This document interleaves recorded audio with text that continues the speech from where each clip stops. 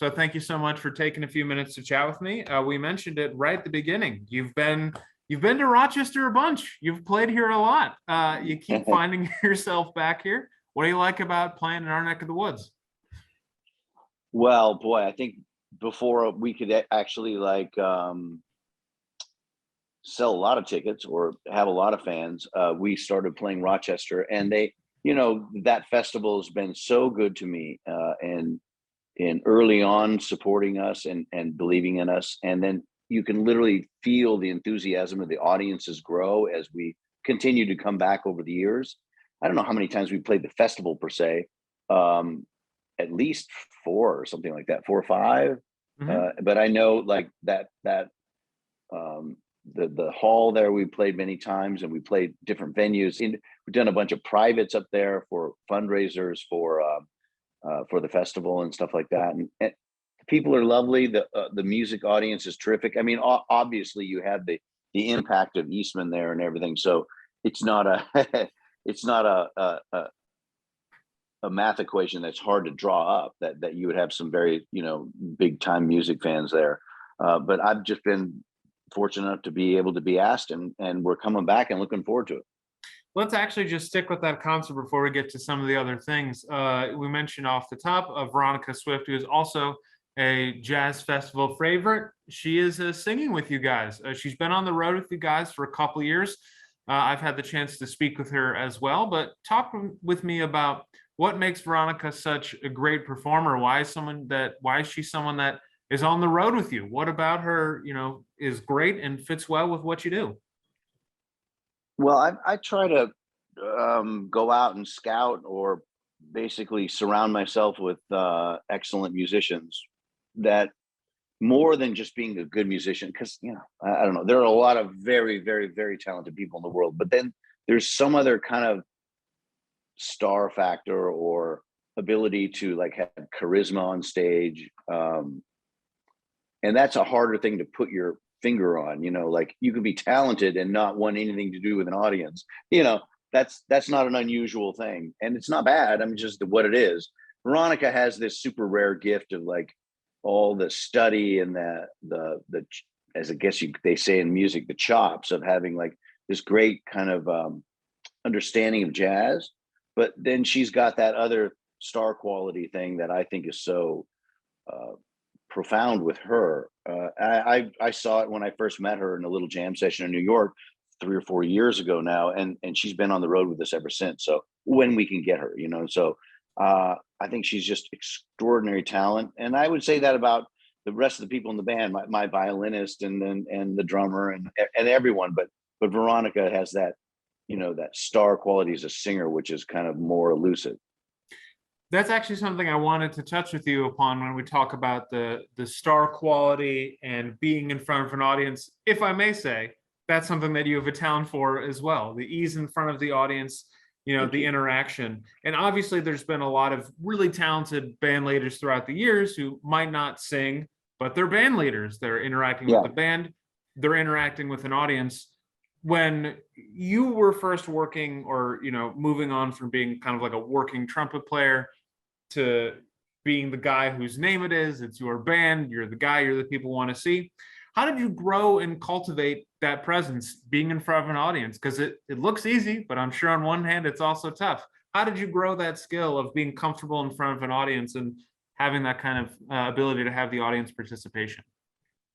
I mean, I think it goes, at least that's the way I interpret it now. I think it goes back to like my first professional gig, which was I dropped out of school, which isn't the best message, but I got an opportunity to go on the road, or to be on tour with Frank Sinatra. So it was a 2-week gig at the Universal Amphitheater in 1984, and Sinatra was still really in good form then. And I still remember this very unique thing that he did was he would walk out, and he has all that star quality and everyone's going nuts, right? He would walk out in the audience, and he would pull what I call like a trifecta or something. Like he would communicate to the person at the very back of the room with his massive star quality. Then he would speak to people, have a conversation with them like a Rickles would, like Don Rickles, you know, like an old school comedian. Like he would be talking to like some couple in the front row during the course of the show. So that sort of brings all the people in the back down. It makes it intimate. So this larger than life person makes something intimate, and then he would do what no act does anymore. He would turn around and acknowledge, you know, the band leader, the arranger, if it was Nelson Riddle conducting or Don Costa arrangement or whatever it was.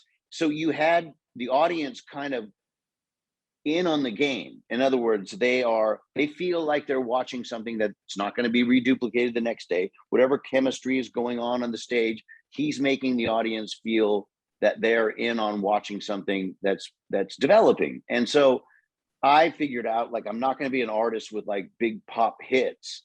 So my hit is really the show. So what can we deliver that's something different, that's unique, and that also lets the audience in on the quality, the incredible musicianship, what may or may not go down on this next piece of stuff. And that has like kind of been my way in, you know, to have our audiences grow. Because so many concerts that I go to now, you know, people get up there and they say, the next song is boom, the next song is boom. There's no storytelling behind it. And also when people do storytell, it doesn't seem sincere. It seems contrived in a way that, you know, like you need to say this song came from, I don't know, like I just kind of like put myself in the audience's place and go, what would I want to be in on here? Like, what would I want to know about this person that's unique, that's different, that's funny, that's, you know, that shows their incredible artistry. That's not just like, we'd like to play, you know, a Gershwin song and Gershwin wrote this. So it, you know, you know, I have my own opinion on how I want to do this stuff, and I've just kind of crafted it over the past 20 years, and it's working. A lot in that answer I wanted to touch on, but you know, one thing as I was researching and taking notes for this is it's really interesting to see the breakthrough album you had, Night Sessions, and then comparing that with the most recent one in 2013, Impressions. You know, that one went #1 on the jazz charts, won a Grammy, and Night Sessions was, you know, #4 and kind of considered your breakout. It was interesting looking at those two things and seeing Night Sessions as a lot of your own compositions, more that you wrote or had partial, you know, writing credit for, and then also Impressions, which almost, you know, yes, I have heard it, but then also just even, you know, visual inspection, it goes from Herbie Hancock to opera singers. And I'm curious because you mentioned earlier in that question when you realized, like, here's what I can do. I can put together, you know, this great live show. And I'm just curious to see, like, they're pretty big, you know, you've been just doing this a long time. I just want to examine your kind of career trajectory, because it's unusual to me that someone goes from something that an album that they wrote a lot on to something that they're playing with all different kinds of people. It's all different kinds of music. You know, you said this is something you discovered and you contribute. Was this a conscious choice? Or, you know, I just wanted to explore that sense a little bit, from where you grew from Night Sessions to where you are now. Yeah, I think once you know, my earlier records were kind of, I wanted to set myself up as a writer. And I think once I did the When I Fall in Love record, which was 2004, and it had this, you know, big London Symphony Orchestra, and I really positioned myself as the tone of the instrument being as important as the compositions. And it got me thinking, you know, like, I don't know, like, people go see Yo-Yo Ma, or they go see Keith Jarrett, even though he writes, but he's not like, I mean, the stuff for me that I love of his is, you know, when he plays Somewhere Over the Rainbow, you know, or I Loves You Porgy. But this is Keith Jarrett I'm talking about, you know, like, and then what you're left with is the awe, the incredible appreciation for the touch, the timbre, the tone, the expression of the instrument. And I would say Bocelli's in that same way. Pavarotti was in that same way, from that kind of music. All the great violinists are that way. And I kind of removed myself from writing as a focus. I did the one song on Impressions with Herbie because, well, when you get an opportunity to write a song with Herbie Hancock, what can go wrong? You know, He's a genius. So that was a conscious decision, and to put myself in a more classical or a more classic sort of framework.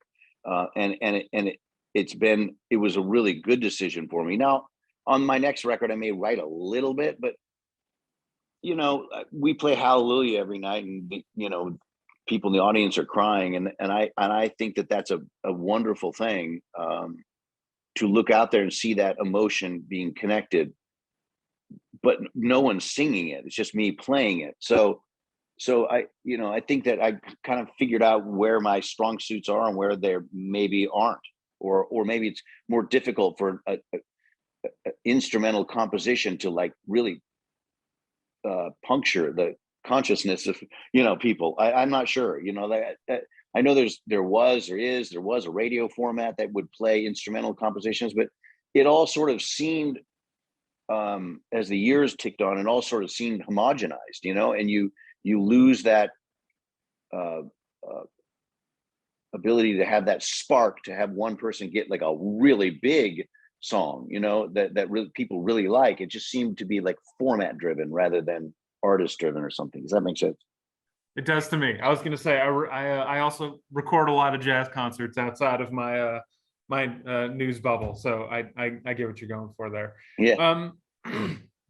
One thing I'm curious about is, you talked about how you finding what your strengths are as a performer, as a trumpet player. What do you think you learn playing other people's compositions? Because I think this is an interesting thing. There are a lot of great musicians in Rochester, and a lot of them do original stuff, and they also do cover bands. But what's something new or different or refreshing about playing someone else's music? What do you get from that when it's written by someone else?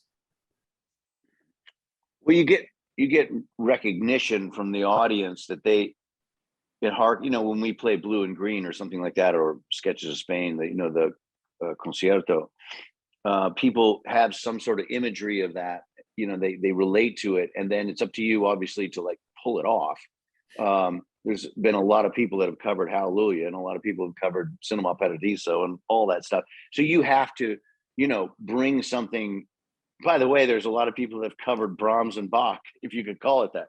So why is Long the greatest pianist around today, or Joshua Bell or something like that?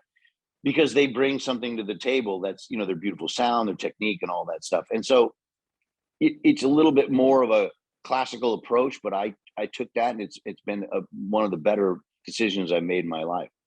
Fantastic. Well, we've touched upon a lot of these themes, and before we get to those kind of big picture questions, I was going to ask at the end, I wanted to put one more thing. Obviously, you've played in Rochester a bunch. The pool of people who haven't seen you live is getting smaller, which is good. That means a lot of people are checking you out. What's different about this one is that you're going to be outside at Parcel 5 as opposed to being inside at Kodak Hall. But for someone who hasn't been to one of your shows before, and I know we touched upon a lot of this already, but what does one of your shows look like? What can people expect when they go show? Kind of take us there. Well, I would say, that I feel, I'm not saying I am, I said I feel like I'm this island unto itself in this way. If you say, hey, to your friend or whatever, I got tickets to see you too, and as you approach Madison Square Garden, you pretty much know that you're going to see 4 guys with a big light show and a big sound system, and they're going to be reduplicating Joshua Tree. In fact, they played Joshua Tree in the last tour, soup to nuts, right? Okay. My show is completely the opposite of that. If you came to one of my shows and I reduplicated my records, which are lifestyle records, they're supposed to make everyone kind of be in a mood. I would harken back to Miles Davis. When Miles Davis recorded Kind of Blue, there was a lifestyle record that kept everyone in a mood of something. But when he went out and played live, the tempos were like 30 BPM quicker, and it was much more frenetic. And he was playing all this esoteric stuff. So I don't think the John Q public would like Live at the Plug Nickel as much as they love the lifestyle record. But when you see an act in concert, I can't reduplicate my records in concert because it would be too quiet. It would be too gentle. It'd be too romantic. So you got to come out and blaze when you need. That means show muscle, musical muscle, and you know, like in classical music, when Joshua Bell plays a concert, everyone stands up for the Paganini, all that flashy technique stuff. But when that same audience goes home, they don't listen to all that flashy technique stuff. They listen to Chopin nocturnes, right? Or Brahms, right? And my sort of situation is the same. I mean, I can't tell you how many of my friends, you know, they'll be like, so we're going to come see you at the Hollywood Bowl. Is it just you and a trumpet? I'm like, oh God. No, it's not just me and a trumpet. It's a whole, you know, show with peaks and valleys and 5 special guests and people floating in and out. And we ramp it up so people are going crazy, and then we bring it down so people can have emotions to cry or whatever. So it's paced all the way through. And my live shows have become their own thing unto themselves. And that's why our audiences build over time rather than, you know, I think sometimes people go see concerts because they think they have to, you know, because they're deemed as like almost like seeing an art museum or something like that. And then they have to go, and then they say, well, I went and saw it and that was it. But we seem to have people that come see us and go, wow, we weren't expecting that at all. We're going to be back and we're going to tell our friends. And that's been our grassroots campaign for this sort of, why am I using a political analogy? I don't know. But like, you know, that's been on the front burner for me to develop something that people aren't going to see when they go see the rock band at Madison Square Garden. It's a different sort of experience. And I would stand by that all the way. Fantastic. You actually said something, and it was something I wrote down and I didn't get to, and I'm glad you reminded me of it. I think I read an interview of yours where you're talking about a lot of your inspiration, or sort of the first spark to play trumpet was listening to Miles Davis's My Funny Valentine. Was that right? And if so, you know, what about that really drew you in? What about hearing Miles Davis playing that tune really said, man, I want to do that? Well, it was, Miles has recorded that song so many different times, but the one version that I saw or I heard was from the 4 and More concert, which was a early 60s concert at Avery Fisher Hall here in New York. And Miles's trumpet playing, you know, really, really matured, striking over his career. He was a much more beautiful trumpet player. His sound was so much better. His physicality on the instruments, trumpet's a very physical instrument. So he, like a great gymnast or something, had all that elasticity in his tone in the early 60s. By the time it got to like the 70s, the road had taken a little bit of that sinewy smoothness, flexibility out of his tone. But that particular 4 and More concert, when Herbie Hancock played the intro, and then you heard Miles's piercing, beautiful, low, haunting trumpet sound, it was, boy, man, it knocked me over. And I was just like, I want to play the trumpet for the rest of my life. I didn't think about, you know, having a career or anything. It just spoke to me so hard. Now, if I would have heard his original My Funny Valentine thing, he's playing it in a cup mute, or it may not have had the same sort of, you know, startling effect on me, because with the exposed way that Herbie set it up, and it was just Miles playing the melody. There's nothing else underneath him, no bass, nothing. You're just out of time. And I just heard that sound. I was like, wow, that pretty powerful. Cool. We already, so we're on to these kind of bigger picture questions. We started talking about Rochester and why it's so great. So we'll do a little magic in post to separate that out. Okay. But the next one here, you teased a possible next record, but this is something I always like to ask, because typically I interview people when they just accomplished something or they're about to, you know, come in and do this great show. But for you, what is the next big accomplishment that you'd like to achieve? The next feather in your cap, the next big goal you want to hit? What's that for you? My agent asked me that the other night, and I was like, you know, I'm not a musician that cares about branding or having a line of this or that and the other thing. I want to be able to like be healthy and tour, and to keep up on the trumpet, which is a very unforgiving mistress. And that said, I'm going to go in and do my very first record for my new record company, Blue Note, and I'll record that in August. I don't know when it comes out. Don Was is going to produce. And so this is a new jumping off point for me in so many different ways. And the only thing I can say is I don't know what it's going to be like. I'm so looking forward to it. And 2, 3, 4 years from now, if I'm lucky enough to play the Rochester Jazz Festival again, you can ask me and I'll tell you how it went. Well, I look forward to that. We love having you back. By the way, Thank you. congrats. Produced by Don Was at Blue Note. That's really cool. Yeah, should And be fun. last one. Do you have any advice for aspiring artists?